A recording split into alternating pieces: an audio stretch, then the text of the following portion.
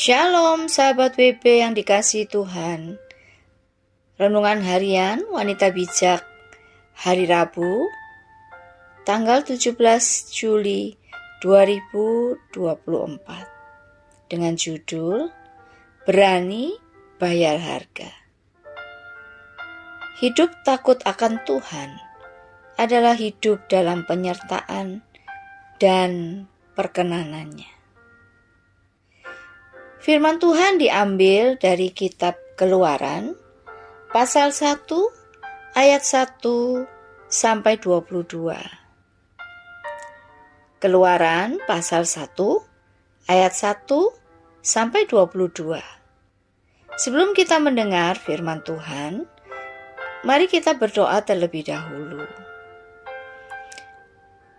Bapa, kami bersyukur untuk hari baru yang Tuhan anugerahkan dalam kehidupan kami.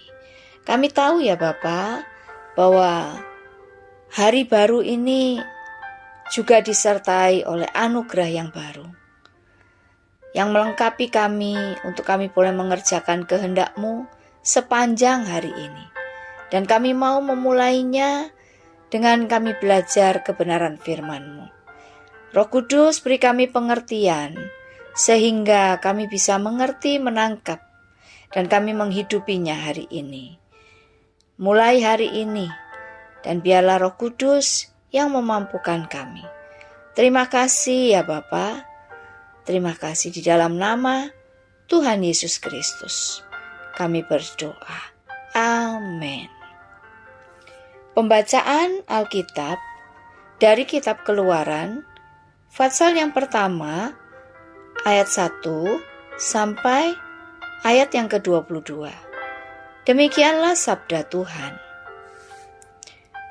Inilah nama para anak Israel yang datang ke Mesir bersama-sama dengan Yakub. Mereka datang dengan keluarganya masing-masing. Ruben, Simeon, Lewi, dan Yehuda. Isakar, Sebulon, dan Benyamin. Dan serta Naftali, Gad, dan Asher. Seluruh keturunan yang diperoleh Yakub berjumlah 70 jiwa. Tetapi Yusuf telah ada di Mesir. Kemudian matilah Yusuf serta semua saudara-saudaranya dan semua orang yang seangkatan dengan dia. Orang-orang Israel beranak cucu dan tak terbilang jumlahnya. Mereka bertambah banyak dan dengan dahsyat berlipat ganda, sehingga negeri itu dipenuhi oleh mereka. Kemudian bangkitlah seorang raja baru memerintah tanah Mesir, yang tidak mengenal Yusuf. Berkatalah raja itu kepada rakyatnya, bangsa Israel itu sangat banyak dan lebih besar jumlahnya daripada kita. Marilah kita bertindak dengan bijaksana terhadap mereka, supaya mereka jangan bertambah banyak. Dan jika terjadi peperangan, jangan bersekutu nanti dengan musuh kita dan memerangi kita, lalu pergi dari negeri ini. Sebab itu, pengawas-pengawas rodi ditempatkan atas mereka untuk menindas mereka dengan kerja paksa. Mereka harus mendirikan bagi Firaun kota-kota perbekalan, yakni Pitom dan Ramses. Tetapi makin ditindas, makin bertambah banyak dan berkembang mereka, sehingga orang merasa takut kepada orang Israel itu. Lalu dengan kejam orang Mesir memaksa orang Israel bekerja dan memaitkan hidup mereka dengan pekerjaan yang berat, yaitu mengerjakan tanah liat dan batu bata, dan berbagai-bagai pekerjaan di padang. Ya, segala pekerjaan yang dengan kejam dipaksakan orang Mesir kepada mereka itu. Raja Mesir juga memerintahkan kepada bidan-bidan yang menolong perempuan Ibrani, seorang bernama Sifra dan yang lain bernama Puah. Katanya, apabila kamu menolong perempuan Ibrani, pada waktu bersalin, kamu harus memperhatikan waktu anak itu lahir. Jika anak laki-laki, kamu harus membunuhnya. Tetapi jika anak perempuan, bolehlah ia hidup. Tetapi bidan-bidan itu takut akan Allah dan tidak melakukan seperti yang dikatakan Raja Mesir kepada mereka, dan membiarkan bayi-bayi itu hidup.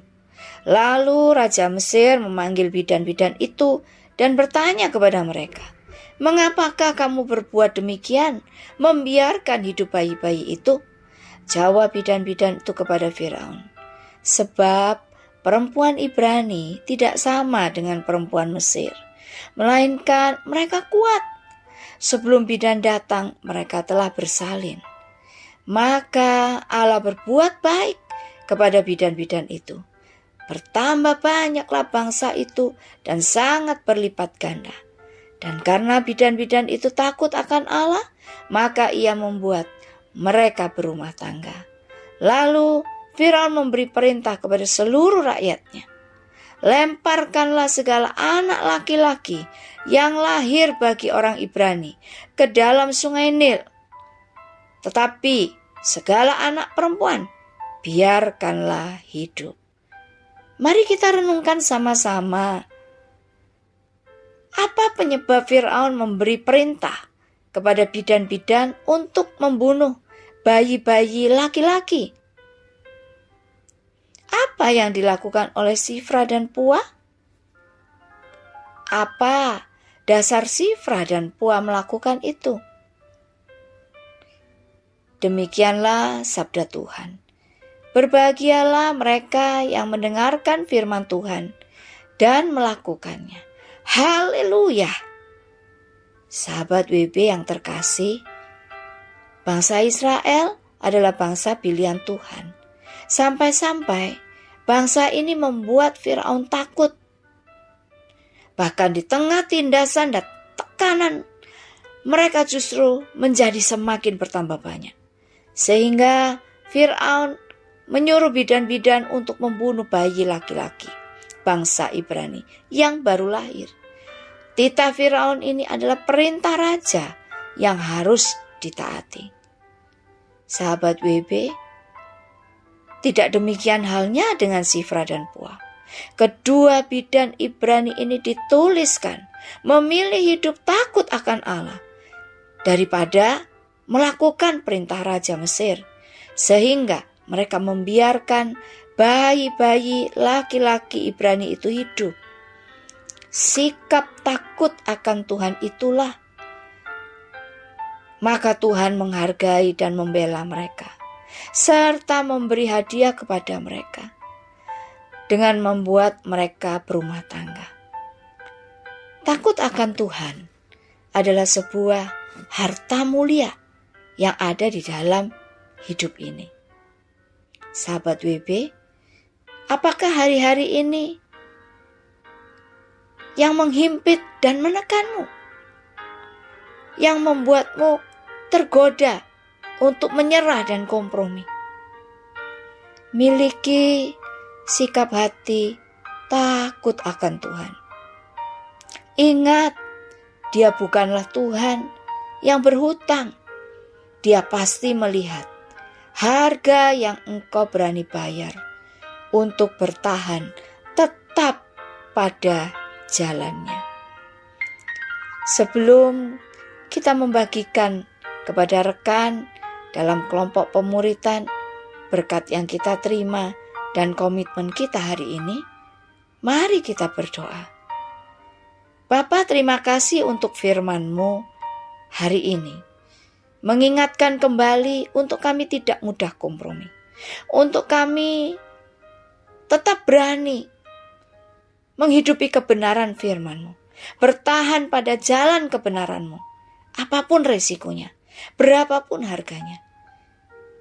Supaya kami berani bayar harga. Untuk kami tetap melakukan kehendak-Mu. Terima kasih Tuhan, terima kasih. Ampuni kami jika kami saat ini sedang kompromi atau kami terpikir untuk menghalalkan segala cara, mengikuti segala sesuatu yang di luar kehendak-Mu. Ampuni kami Tuhan, ampuni kami. Kiranya belas kasihan kemurahan-Mu turun atas kami, sehingga kami boleh dipulihkan. Ketika kami diampuni, kami dimerdekakan. Dan kami mau bangkit kembali untuk berani bayar harga, mengerjakan firman-Mu, melakukan kehendak-Mu dalam kehidupan kami. Terima kasih untuk firman-Mu hari ini. Kami mau hidupi dan kami percaya Roh Kudus pasti memampukan kami. Terpujilah nama Tuhan. Di dalam nama Tuhan Yesus Kristus kami bersyukur. Amin.